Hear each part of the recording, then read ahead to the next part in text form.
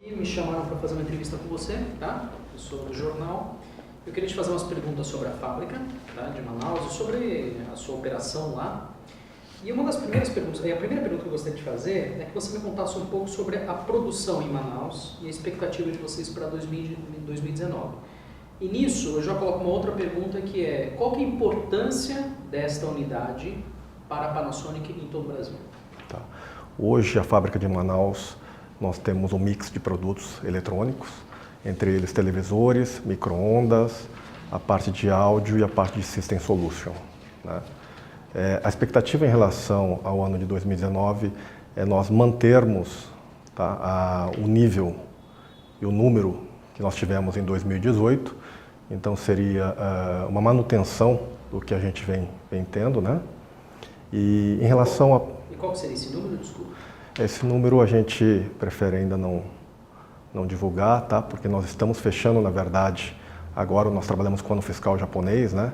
Então nós devemos fechar esses números agora, final de março, tá?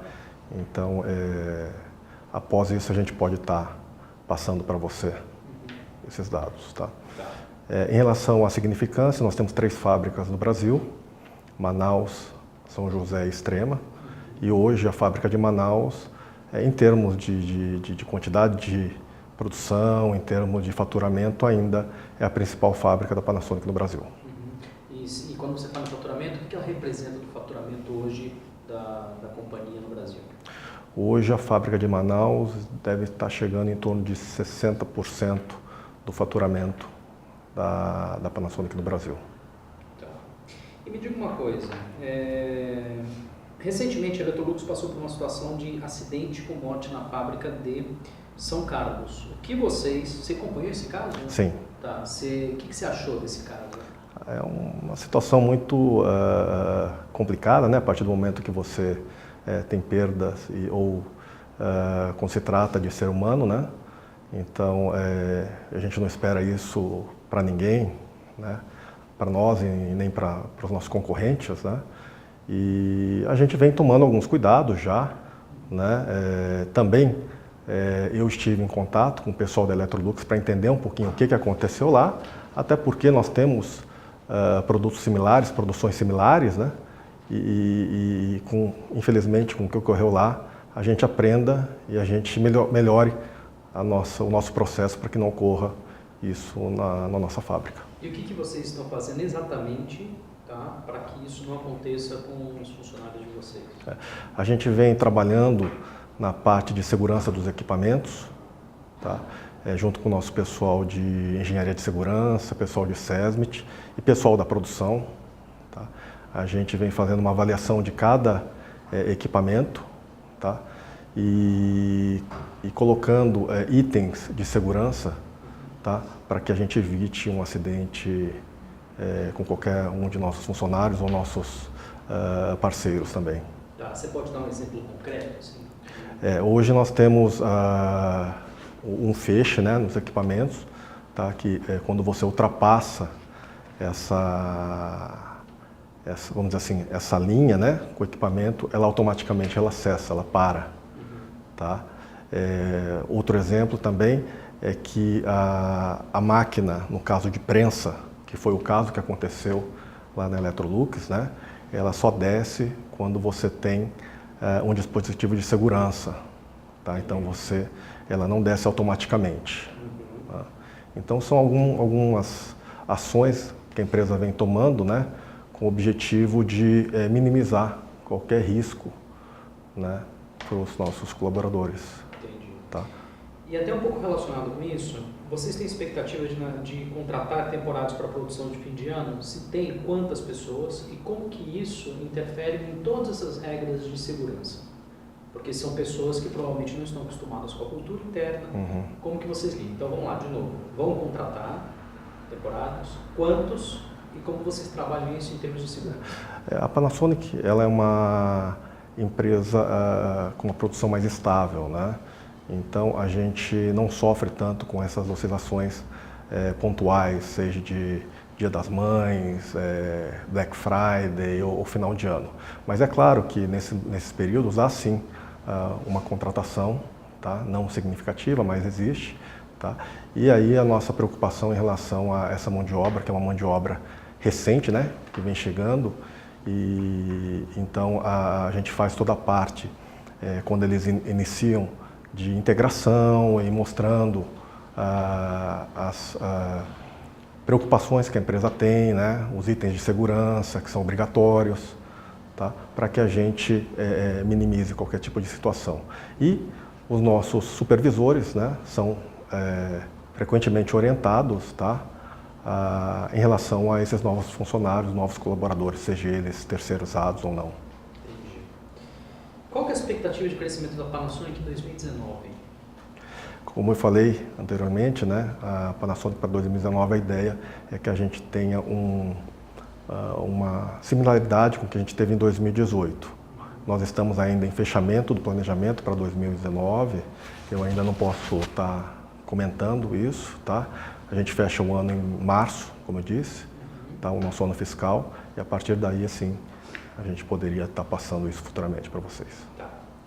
E qual a importância da fábrica quando você falou assim, que ela representa hoje uma grande parcela de produtividade para a companhia, né? Certo. O que vocês estão fazendo para que ela continue tendo esse papel, se é esse interesse ou não? Estou falando agora de investimentos específicos. Como é que funciona um pouco isso no planejamento de vocês? O que vocês preveem para a região? Vocês vão contratar pessoas além dos temporários? Qual é o planejamento que vocês fazem? Pode até ser no médio prazo, daqui a 2, 3 anos. Tá. Em relação ao investimento, a gente vem mantendo os investimentos, não que a gente vem diminuindo, tá? É que, na verdade, a linha branca, que são produtos fabricados em Extrema, ele vem crescendo na parcela da composição do nosso faturamento do Brasil. Né? Mas isso não quer dizer que os investimentos e a produção de Manaus vem caindo. Pelo contrário, vem se mantendo, em alguns casos até subindo. Tá? O nosso objetivo é que Manaus se mantenha com novos produtos. Nós estamos analisando a fabricação de novos produtos na fábrica de Manaus. Tá? São itens também que eu não posso estar divulgando, né? Porque existe todo um sigilo, uma verificação, tá? Mas esse é o objetivo da Panasonic, é sempre manter as unidades fabris em evolução, tá? E trazendo novos produtos aí para o mercado brasileiro. Isso reflete um pouco o que vocês veem para o Brasil, em termos de Com certeza. de oportunidades de mercado? Com certeza, o Brasil é um país estratégico para a Panasonic, né? É o principal país aqui da América do Sul, tá? O maior mercado consumidor, né? E para a Panasonic é muito importante o mercado brasileiro, que a gente se mantenha e que a gente, pelo contrário, a gente cresça mais ainda aqui. Em termos de postura gestual, eu acho que você pode se soltar um pouquinho mais. Eu não sei se você está tenso, mas me deu essa sensação de que você estava um pouco tenso. Eu acho que assim, e tudo isso é um limite também de quem você é. Eu não te conheço no dia a dia, mas a impressão que me passou neste momento, se eu fosse um jornalista que viesse aqui, foi isso, que você estava um pouco travado. Então, pode soltar um pouco o corpo. Tá. Eu mesmo estava mais relaxado. Então, mas assim, o que eu gostei muito, você sempre olhando nos meus olhos. Por mais que eu escrevesse aqui e me distraísse e tal, na hora que eu olhei no celular, você manteve a conversa comigo. Isso, em nenhum momento eu percebi em você algum desconforto por eu estar aqui escrevendo alguma coisa. Eu acho que também você, se fosse para a TV, você manteve aquela coisa que eles pedem, que é não ficar se mexendo muito, tem uma questão de foco. Então acho que nesse sentido foi muito bem. A única ressalva que eu faria é isso. Tá. Pode ficar um pouco mais tranquilo, tá? Mais relaxado. Mais relaxado, mas não sentir você assim preocupado, não sentir você tenso, não sentir você como se você não estivesse falando do que você sabe. Tá? Então isso é muito importante. Você me passou credibilidade, isso é muito importante. Indo diretamente às questões. Primeiro ponto. Ele estava arrumando aqui a câmera e eu já comecei a te fazer umas perguntas e eu vi que você estava disposto a falar. E lá embaixo a gente falou do off. Tá. Tome cuidado com o off. O microfone já estava valendo, Tá. Ele só estava aí ajustando. Se eu estou com o meu cinegrafista, eu posso ter um combinado com ele de demora uns 15 minutos ali. Para tentar puxar alguma coisa. Atrasa um pouco o processo, deixa eu conversar um pouco com ele. Então toma cuidado, tá? Eu vi que você estava muito disposto, só fica um pouco atento a isso, tá? Na primeira pergunta, me conte um pouco sobre a produção em Manaus, tá?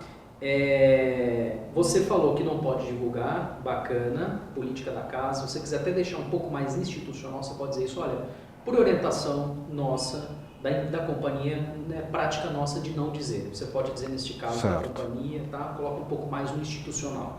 Porque aí dá uma segurança que namora para o jornalista, que não é uma coisa, não é uma vontade sua, é uma orientação a qual você está submetido, tá bom?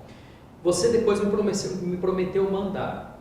Se é um veículo de TV ao vivo, tudo bem e tal, mas se é um veículo interno, se você prometeu, depois você tem que mandar alguma coisa. Tá? Então, se toda a promessa, depois... No meio da assessoria, né? Você vai ter que cumprir. Então, se você fez essa promessa, não esqueça essa promessa.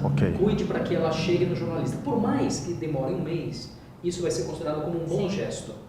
Talvez o jornalista lê, mas fala assim, fulano, sabe aquele dia que você foi lá na Panasonic e falou com o César? Ele te prometeu, tá aqui, ó. Se você for usar, bacana, se não for. Às vezes até esse novo momento faz outro contato com o jornalista. Entendi. Uma outra oportunidade. Mas cuidado com o que Como eu falei que era 2018, 2019 vai ser mais ou menos similar que 2018, então quando a gente fechar o ano de 2018, né, automaticamente, se não houver nenhuma mudança, vai ter os dados de 2019, né? Vão ser similares. Por isso que eu falei, vamos fechar 2018, que a gente trabalha com o ano fiscal japonês, em março. A partir daí, os números provavelmente vão ser divulgados, vão ter anunciados. Esse cuidado de estamos trabalhando no ano fiscal que ainda não está fechado, então a gente só fala sobre essas expectativas quando o Japão já tiver anunciado. Né? Só que tem uma questão, na orientação que vocês vão receber de comportamentos com a imprensa, o que vocês podem ou não dizer, está dizendo lá que você pode dizer que vai crescer 50% em relação a 2014.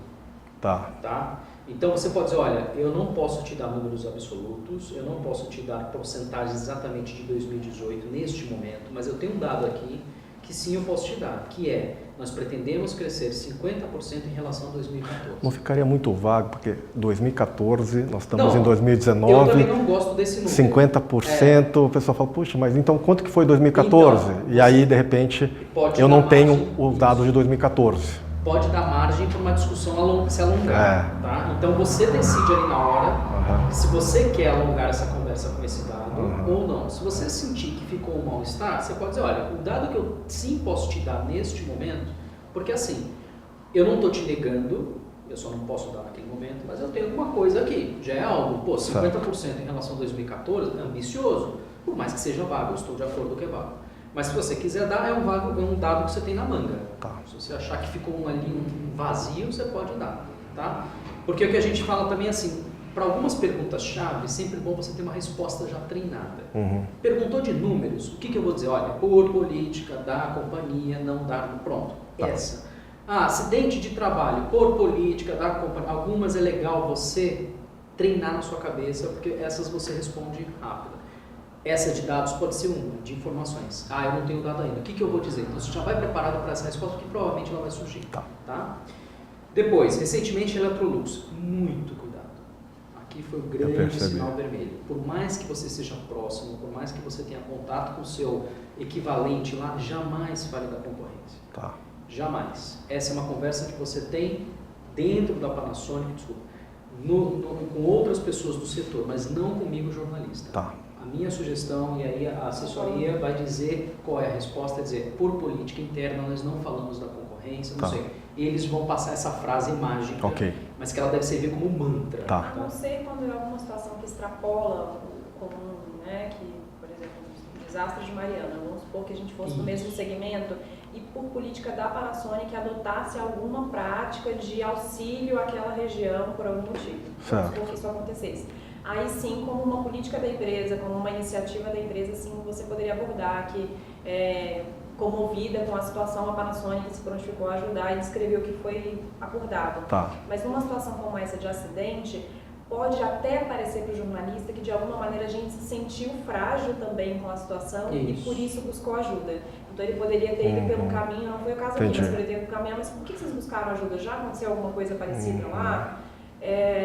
Entendi. Vocês têm o mesmo equipamento? É que na verdade a gente poderia ter tentado retirar mais desse contato. É que na verdade, como a gente faz parte de uma associação, sim, que une todas as empresas apesar de a gente ser concorrente, digamos, mas lá a situação é um pouco diferente. Nós somos concorrentes, mas nós somos também parceiros de um mesmo mercado. certificado. Isso, então a gente troca informações não confidenciais como acidente, com o objetivo de também a gente reavaliar e melhorar os nossos processos para que não ocorra um acidente que vitimou, ou seja, né, no caso lá houve um falecimento, mas de repente uma perda de membro ou algo assim, né? Entendi. Então a gente troca essas experiências com o objetivo de, olha, aconteceu isso comigo, né? Vamos, tomem cuidado também. Positivo, assim, sem nenhum problema. Mas em aí no relação outro a essa contexto. informação. Entendi. Mas no contexto da imprensa realmente Tá. pode soar ou como uma fragilidade ou como uma oportunidade do jornalista querer saber o que mais já aconteceu com a Panasonic nesse contexto. Tá. Porque nesse contexto seria legal se fosse uma matéria sobre assim, o que as empresas do Brasil estão fazendo para para a segurança. Tá. A gente ia falar que existe uma associação, que concorrentes como Panasonic e Electrolux,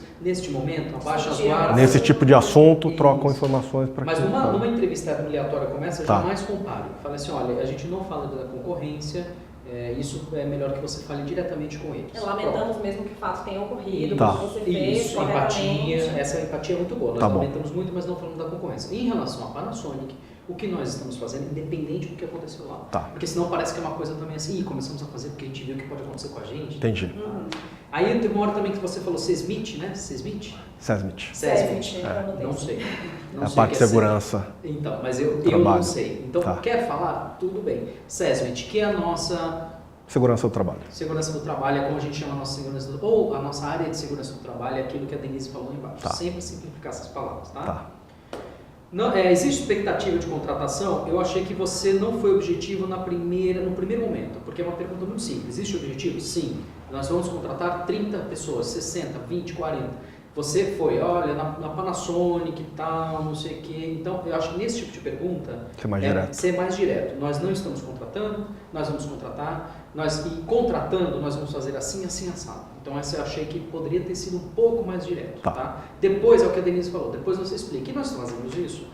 Por quê? Porque apesar de nós não estarmos tão sujeitos à sazonalidade do mercado, sim, sentimos Entendi. em algum momento. Seria responder e depois fazer Isso. uma breve Mas explicação, isso. alguma coisa. Porque aquilo que ela falou, dessa entrevista toda, vão entrar 15 segundos e talvez o que o jornalista coloque seja o que ele precise colocar, porque ele já volta direto, os né? números, Tá. tal, não sei o quê. E aí você deu muita volta e ele pode entender, olha, esse pessoal não é objetivo, esse Entendi. pessoal é legal, me atende, mas não é objetivo. Legal. Tá? Qual a expectativa de crescimento da Panasonic? Aí a gente já tinha falado sobre isso, voltamos e tal. E aí, aquela de Manaus com novos produtos, eu achei que foi muito bom. Eu acho que ali você aproveitou a oportunidade de lançar na minha cabeça, então eles estão vendo o Brasil como poderia ter virado uma pauta positiva ali. Então é isso. Eu perguntei, Manaus, então, em vez de ser um problema do tipo, está rolando uma competiçãozinha interna entre Manaus e outras unidades. Não, transformar isso numa coisa positiva. Olha, Manaus, neste momento, por uma questão de mercado, inclusive nós estamos até pensando em começar uma produção de novos produtos. Por quê? Porque o Brasil hoje vive, a gente acredita no Brasil. Que é o principal mercado da América Latina. Isso foi muito bom. Tá. Porque ali, talvez, para mim, saísse uma outra matéria ou saísse uma discussão muito mais positiva. Empresas querendo, isso, né? Num momento em que, sei lá, talvez a economia esteja falando, pô, olha aí, a Panasonic está investindo. Então, esse tipo de oportunidade é muito legal. Tá. E isso, acho que nessa pergunta você mandou muito bem. Você viu esse gancho e pegou. Ok, entendi. Da minha parte é isso, né? De acordo também. A gente é da fábrica, né? Então a gente não tem a né? desenvoltura que o pessoal do comercial, do marketing tem, né? A gente fica mais travado, sim, né? Nesse tipo, né? Foi muito boa, a clareza das informações, a tranquilidade em passar essas informações. Se a gente estivesse falando aqui de uma entrevista de TV, a gente claramente vê que conseguiria tirar, né, que bom. as aspas com facilidade, se conseguir manter na linha o seu raciocínio e tal. Eu acho que essa parte também de entrevista é muito também na prática, não é? Ou não? O que É, vocês acham, você sim. Porque você vai Com certeza. errando, é isso que nós estamos fazendo aqui, né? É um Aí eu vou, exercício é um exercício, eu vou melhorando, isso aqui eu errei da última vez, então eu vou tentar É não muito fazer, exercício. mas Quanto mais se a gente faz mais a um gente longo acerta. período, né? A gente fica, né? Eu tenho uma dúvida que eu queria saber, eu estou fazendo a entrevista sentado, sem problema, mas se eu tivesse de pé, mãos, como é que é o ideal que eu não faça? Coloque no bolso do pé? Pode no paletó? naturalmente, como se estivesse numa conversa. O que a gente recomenda é não exceda demais no gesticular, não coloque a mão muito à frente do rosto, porque isso atrapalha e tira a atenção, assim como tiraria a atenção uma roupa chamativa demais, um acessório chamativo demais. Mas o gesticular em si, naturalmente, numa conversa, seja numa entrevista de TV ou numa entrevista que está acontecendo aqui para um impresso, para um site, normal. Mão no bolso da calça também não tem problema. Mas não teria problema também em colocá-lo. Não teria problema. O que pode parecer, se você estiver em pé numa entrevista ao vivo, é que parece que você talvez esteja se sentindo um pouco preso. Então, gesticular naturalmente é o mais recomendado mesmo. Tá. E só uma coisa também, eu esqueci de falar, no começo, até por uma questão de empatia, que é um treinamento, mas sempre, quando eu me apresentar, eu sou o Leandro, você fala assim, oi Leandro, tudo bem? Bem-vindo à Panasonic, você quer um café, você quer aquela coisa da empatia, que até serve para quebrar o gelo. Sim. Porque numa dessas o cara fala, ai não, já tomei demais, então chá, o dia tá difícil, aí pronto, aí já começa a desanuviar um pouco a tensão, sabe? Sim. Então sempre isso também, receber é como se estivesse recebendo uma visita. Isso na verdade a gente, quando recebe, a gente faz, a gente recebe lá. Que aqui a gente já veio já de baixo, então não... Mas é sempre legal não esquecer esse tipo de coisa, até para facilitar esse primeiro contato. Tá ok. Tá bom? Tá bom. Obrigada. Obrigado, viu?